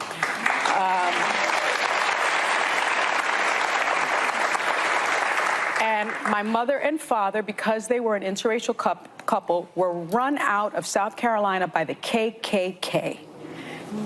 And my father is still scarred from that experience, and you are still scarred from that experience. So we're all still scarred from that experience. So don't tell me that not only was he aware of what he was doing by using that imagery, he embraces that imagery. And unfortunately, this became the #1 song on US iTunes. We have a problem in this country about race, and the biggest problem is we refuse to admit that it exists. Well, don't you? Thank you, Sonny. Because in that song, Aldean calls out the 2020 Black Lives Matter protest after the deaths of George Floyd and threatens for protesters to try that in his small town. By the way, shout out to the 10th anniversary of Black Lives Matter around the country this weekend. I was in Los Angeles with a frequent guest here at Roland Martin Unfiltered, part of the Black Lives Matter LA coalition out there. And it's very important to understand that, you know, he's challenging that. Here are a few of the lyrics. Let's look at his lyrics. Quote, sucker punch somebody on a sidewalk, carjack an old lady at a red light, pull a gun on the owner of a liquor store. Y'all think it's cool? Well, act like a fool if you like. Cuss out a cop, spit in his face, stomp on the flag and light it up. Yeah, you think you're tough. Well, try that in a small town. See how far you make it down the road.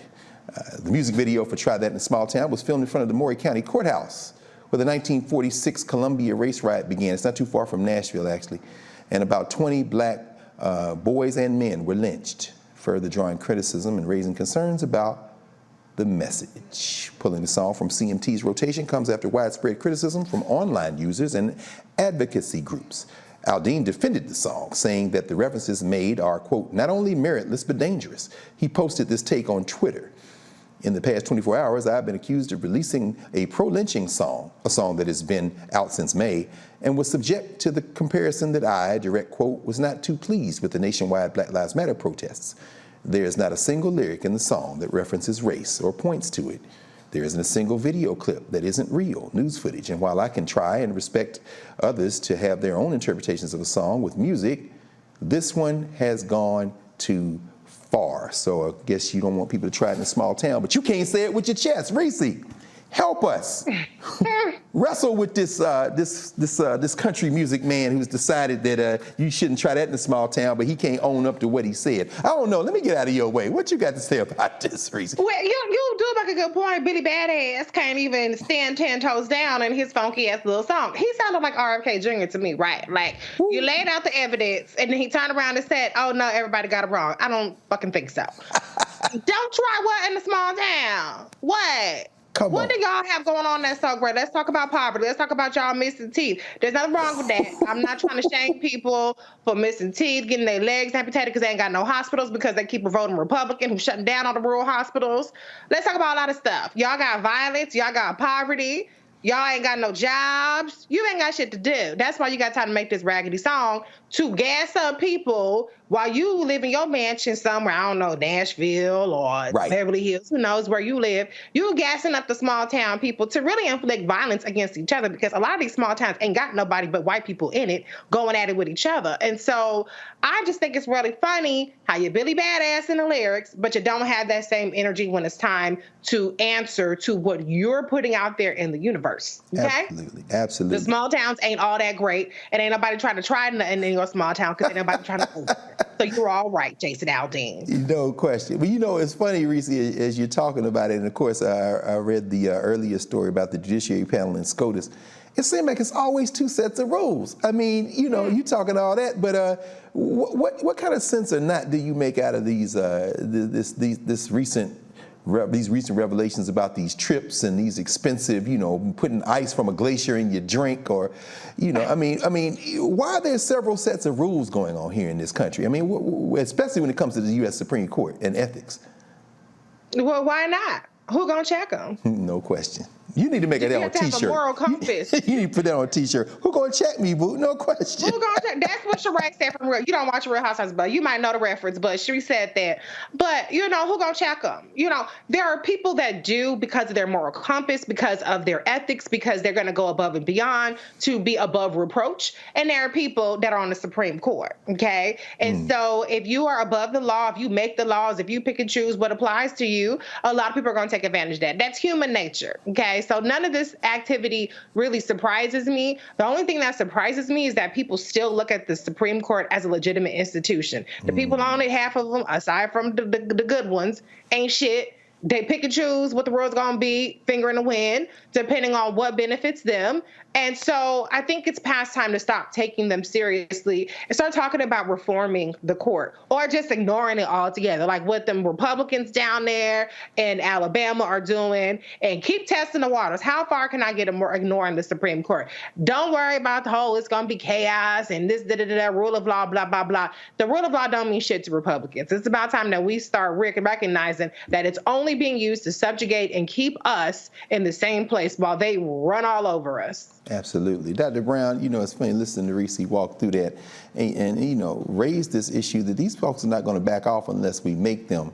I mean, I know in your classroom every day you're walking students, community members through how this kind of racial terror has manifested itself. And for this guy to stand in front of a courthouse where the famous Columbia race rioter, I think about our colleagues Linda Wynn and Leah Rotha Williams and others in Tennessee State and other places teach this every day, how much of this stoking to terror, whether it be what happened in Mississippi, where you see the violation of these brothers, or what this guy is kind of putting out there, what kind of message are folk trying to send in this country at this point when it comes to just violating black folk? Yeah, I mean, honestly, on the one hand, with the song, I think that it's ridiculous how people are playing this song, and it's crazy how many downloads this song has had. I think that's really appalling and really an indictment on our society on that hand. On the other hand, I wish he was 10 toes down with this. I wish he did literally just come out and say how you feel. Come on. So that we know and we understand. And it's blatantly clear where you stand so we know what category to put you in and we know what's really going on. I think it will help a lot of black folks see the light if these folks were just blatant about it, but instead they're throwing rocks and then hiding their hands afterwards. And what's really happening is they're coding this message, coding this song so that people can play it outright and say, oh, it's not racist, even though there are clear racial undertones and some overtones when you're talking about you're not going to make it out of this town. Like that is a clear reference to lynching, right? And so on the one hand, I think it's crazy how people are still playing this. On the other hand, thank you for showing us who you are, so I know not to mess with you. No question. No question, Doc. No question. It really is something, isn't it? I mean, almost 6 million views in 6 days on YouTube, growing his base, no question. But, you know, you're talking about a small town. I wish you could have been out there on the stage on LA in Saturday with Chuck D and Melina Abdullah and our brother Faraji Muhammad, who was covering it out there at the Black Star Network, Cornel West, Tavis Smiley, and thousands of black folk from all over standing there. Why don't you come get on this stage and say that in Lamert Park, bruh? But since you can't say it with your chest, I guess you can't really be bothered with that. So we're going to come back with our final segment in a moment. You're watching Roland Martin Unfiltered on the Black Star Network. We'll be right back.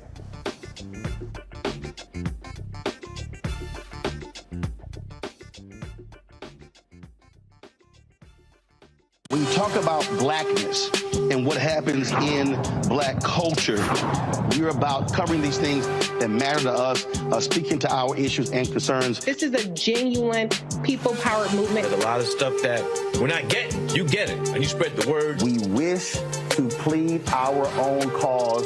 Too long have others spoken for us. We cannot tell our own story if we can't pay for it. This is about covering us. Invest in black-owned media. Your dollars matter.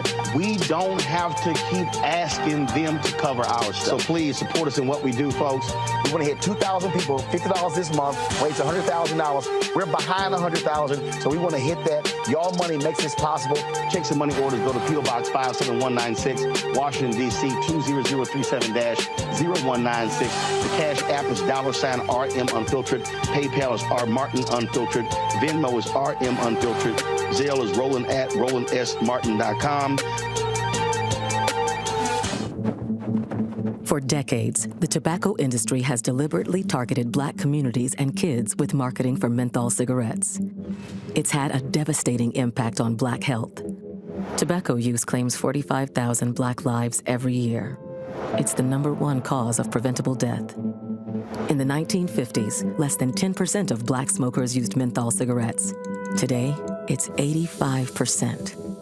Menthol cools and numbs the throat, making it easier for kids to start smoking. Menthol also increases addiction, making it harder for smokers to quit. Menthol cigarettes are a big reason why black Americans have a harder time quitting smoking and die at higher rates from smoking-related diseases like cancer, heart disease, and stroke. It's time to stop big tobacco from profiting off black lives. An FDA ban on menthol cigarettes will improve black health, save lives, and protect future generations from addiction. Learn more at tobaccofreekids.org/ban menthol. Carl Payne pretending to be Roland Martin. Holla! You ain't got to wear black and gold every damn place, okay? Ooh, I'm an alpha, yay. All right, you're 58 years old. It's over. And you are now watching Roland Martin Unfiltered. Uncut, unplugged, and undamn believable.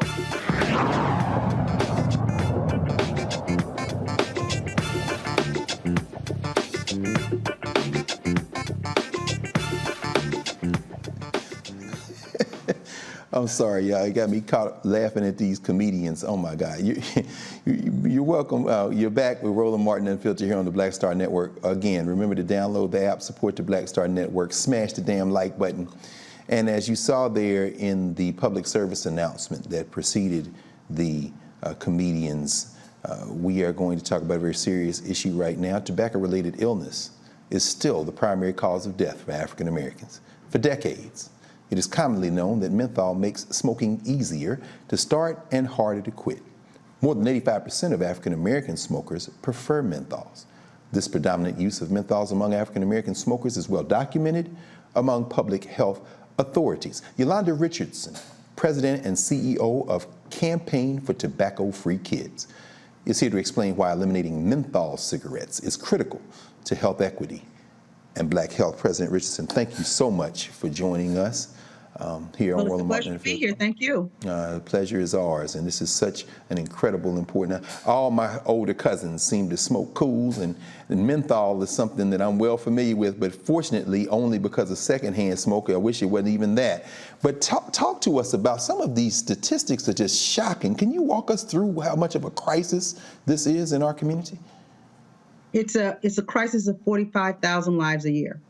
45,000 Black Americans die because of menthol cigarettes. That's the truth of the matter. And it's a result of very intensive marketing by the tobacco industry in our community. Unlimited amounts of advertising dollars going there, free samples, marketing, sponsoring cultural events. It's all been a part of a very concerted effort to push menthol cigarettes in our communities. And the result is that we die.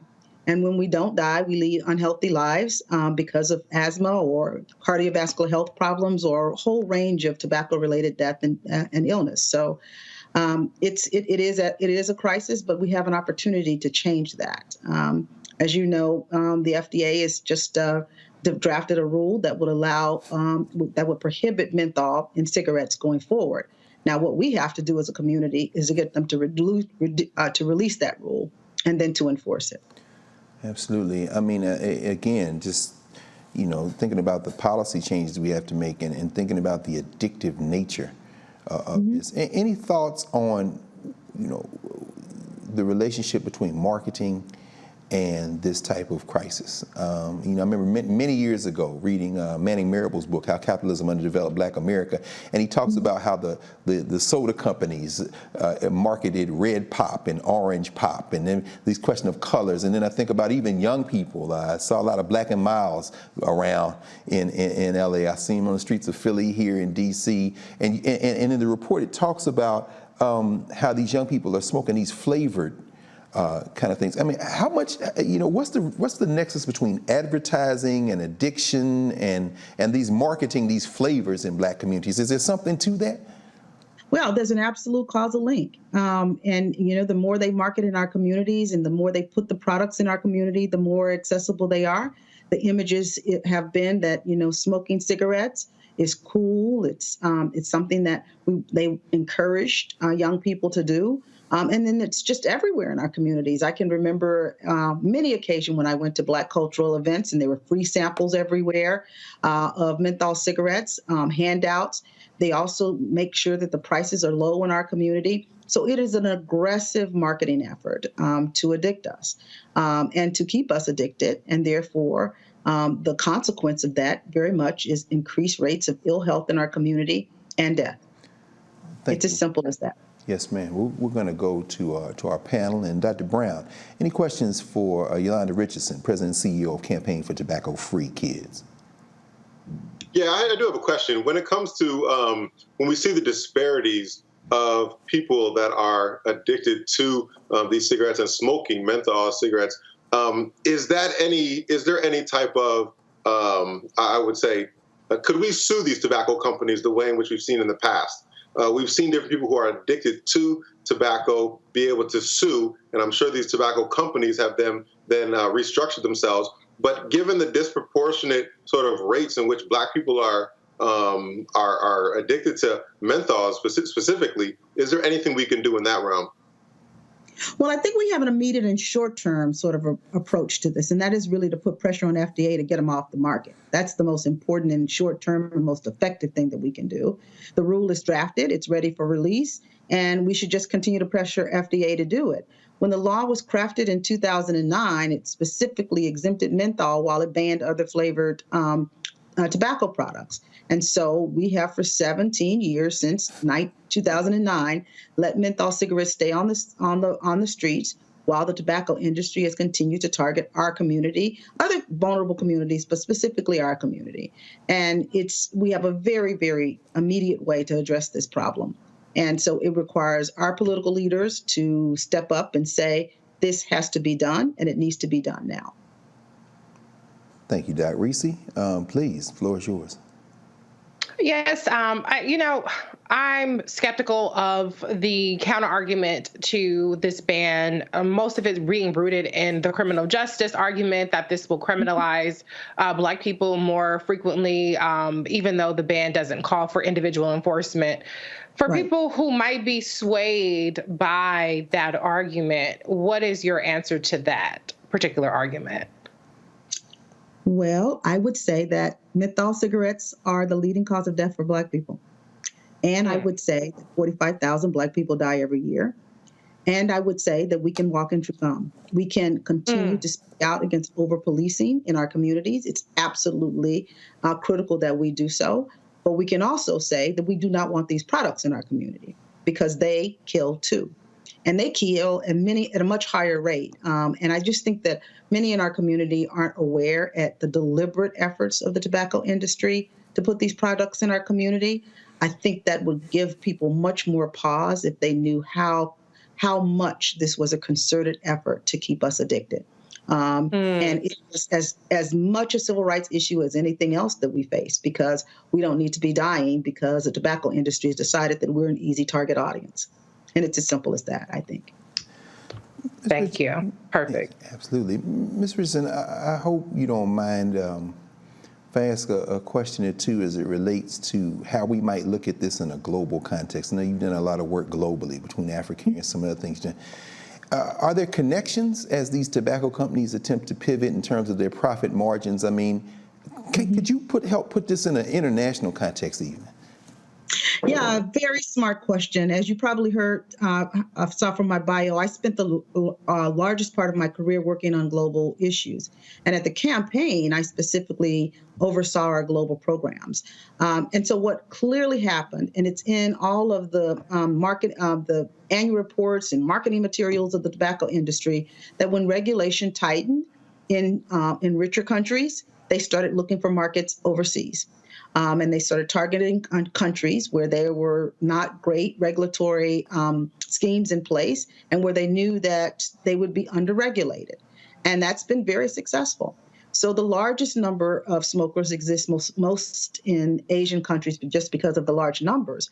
But we have been, over the last several years, also focused on Africa because we wanted to make sure that they didn't dump all of their products in Africa when their markets started to dry up in Europe and in the United States. So we've been trying to be on the front end of that epidemic. And in many ways, we've made some real strides because, fortunately, Africans did not smoke at the same rates as other parts of developing worlds. So we feel really good about that. But it's an ongoing value. They're going to be always looking for new markets. And if they can't find new markets, they'll just continue to try to addict our kids. So we need to remain vigilant both here and abroad to make sure that they don't have an opportunity to keep marketing these products. There just isn't any upside to cigarettes. No question, no question. Yeah, there was one thing that I mean, in reading through the kind of short white paper from the CDC, how do you explain why people who identify as LGBT who smoke are more likely to smoke menthol than heterosexual people who smoke? I mean, I was trying to make sense of that. Is there overlap between class, race? I mean, what's your best thinking about that? Yeah, sure. There are all kinds of overlaps, the ones that you've talked about. But, also, again, don't forget the one consistent strand in all of this is industry market. They look for vulnerable communities.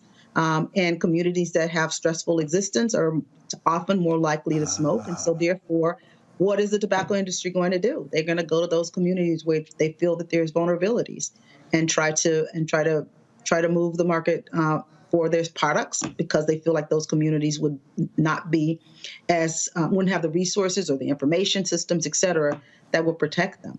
So I'm just concerned that we do our homework and make sure we're not being easy pawns in their game of death and disease. Absolutely. Vulnerability, the most vulnerable get preyed on. I mean, it's not just about cigarettes. You really have used this as a point of entry to help us understand how this world works. I tell you, Yolanda Richardson, President and CEO of Campaign for Tobacco-Free Kids, thank you so much for joining us. And I hope we come out of this not only educated, but determined to stop this scourge. So thank you again. Thank you so much. I appreciate it. Absolutely. Take good care. Oh, thank you. Night. You as well. You as well. Well, we reached the end of Roland Martin Unfiltered for Thursday night. I'll be able to exhale in a few minutes, but not before I thank my ride or die, my sister, Reese Colbert, as always. And Dr. Brown, it's good to have you with us, brother, down there. We had to come see you. We're going to have to scourge up some folk to come work at the U of F, man. Y'all can't have open positions and people not coming down there. Don't be scared. So thank you both for letting me be a little less nervous as a result. Plus, excellent stand job, Dr. Carr. I want to see you in that host chair more often. Oh, no, you're going to sit right here when Roland can't come. No. Hey, sis, we love you. So thank you so much for joining us. And as Roland Martin might say, and would definitely say, at the end of the show, holla.